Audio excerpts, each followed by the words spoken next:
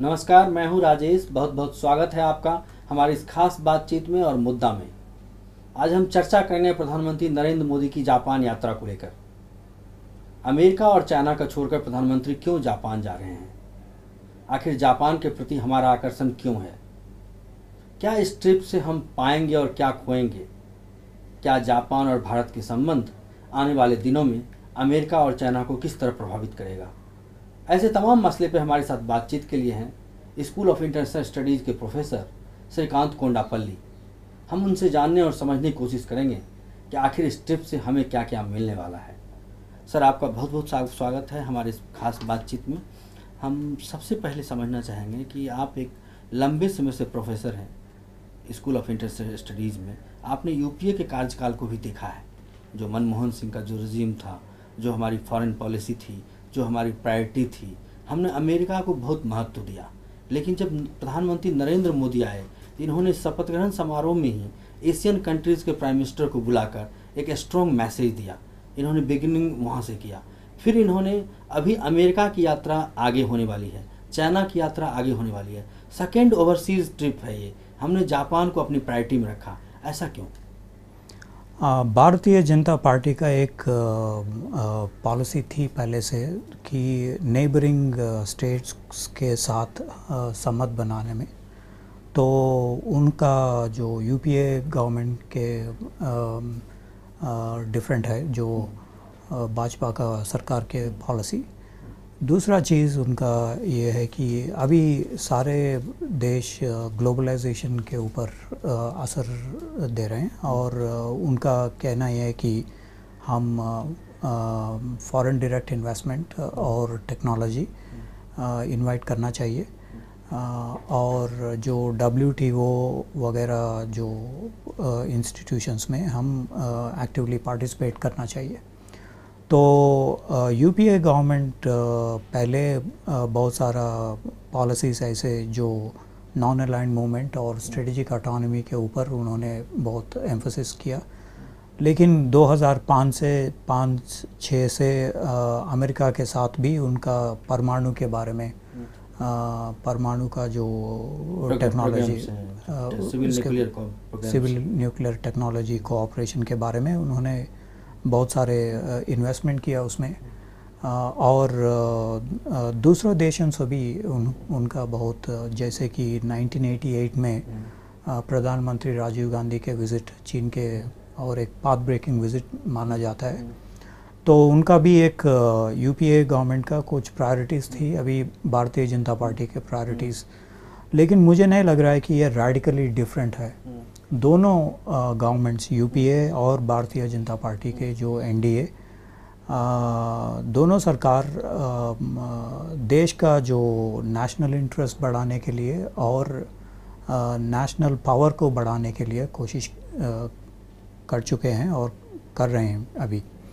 तो रेडिकली कोई डिपार्चर नहीं थी। लेकिन भाजपा का सरकार का पहले से ही जब प्रधानमंत्री अटल बिहारी वाजपेयी के समय में उन्होंने जो neighbourhood SAARC countries, south Asian countries का जो उन्होंने जब मुद्दे बनाया और लाहौर बस डिप्लोमेसी बनाया, आगरा डिप्लोमेसी बनाया, तो ये सारे जो हैं वो भाजपा के सरकार के साउथ एशिया फोकस थी।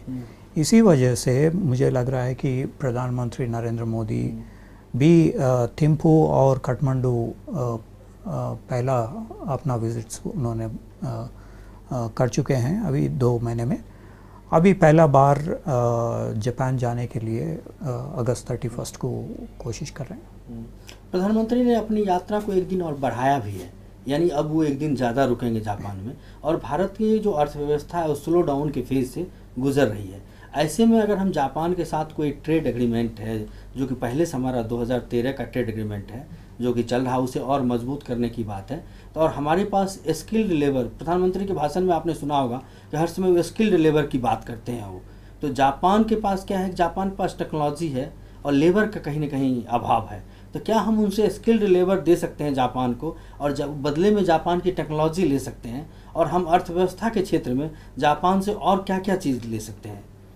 जैसे कि आपने बताया 2011 में जो कॉम्प्रिहेंसिव इकोनॉमिक पार्टनरशिप एग्रीमेंट दोनों देश के बीच में हुई थी, जिसकी वजह से अभी इन्वेस्टमेंट्स, टेक्नोलॉजी और वाणिज्य के बारे में बहुत सारा प्रोग्रेस हुई अभी तक, और ये इनको बढ़ाने के लिए प्रधानमंत्री का अभी दौरान उनका पेश करेंगे वहाँ पे टोक्यो में। कुछ स्ट्रॉन्ग पॉइंट्स भारत के पास भी है, जैसे कि जापान के पास है। जापान का जो मैन्युफैक्चरिंग टेक्नोलॉजी वो दुनिया भर मशहूर है। उनका जो हाई टेक्नोलॉजी और उनका जो इन्वेस्टमेंट्स, फॉरेन डायरेक्ट इन्वेस्टमेंट्स का, ये भी उनका बहुत सारे ऐसे चीज़ों पे बहुत विश्लेषण हुई। तो पहले जब भारत ने 1991 में एक लुक ईस्ट पॉलिसी बनाया, उस समय से भी भारत सरकार जापान के साथ काम करने के लिए कोशिश किया, मार्केट और एफडीआई और इन्वेस्टमेंट्स और टेक्नोलॉजी के बारे में।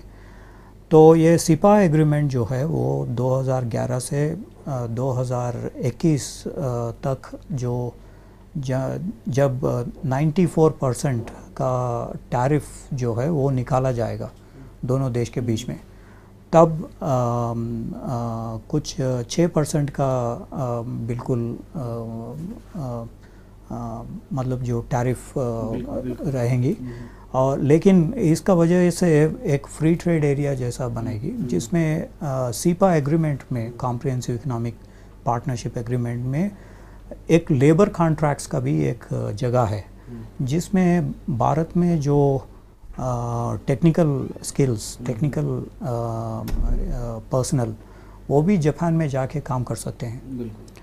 तो एक फ़ायदा ये है, जैसे कि इन्वेस्टमेंट्स, टेक्नोलॉजी, इनके अलावा लेबर एक्सपोर्ट्स भी कर सकते हैं। डॉक्टर साहब, यही जो प्रधानमंत्री रेड फोर्ट से